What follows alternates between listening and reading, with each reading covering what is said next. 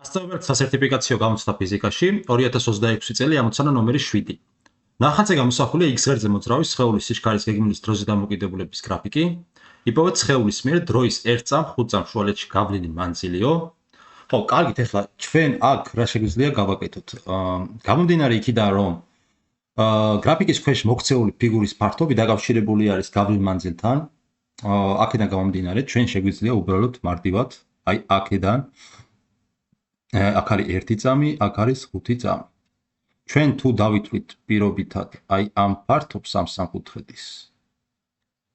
ეს მოგცემს გავლილ მანძილს, X ღერძის გასწვრივ გავლილ მანძილს, რომელიც იქნება აი ამ ფართობის ტოლი. ეს იქნება 1-დან 3 წამამდე. და მე კიდე თუ დავუმატებთ აი ამ ფართობს, კიდე აი ამ ფართობს. ჯამში მივიღებთ 1-დან 5 წამამდე გავლილ მანძილს. და მოდი ეს გავაკეთოთ 1-დან 3 წამამდე აი ამ ფიგურის ამ მართკუთხა სამკუთხედის ფართობი არის.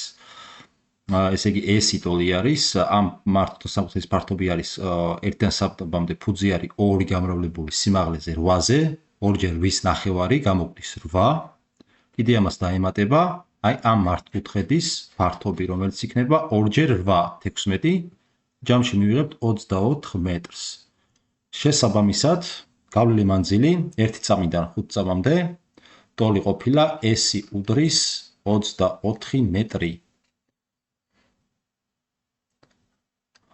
პასუხი G.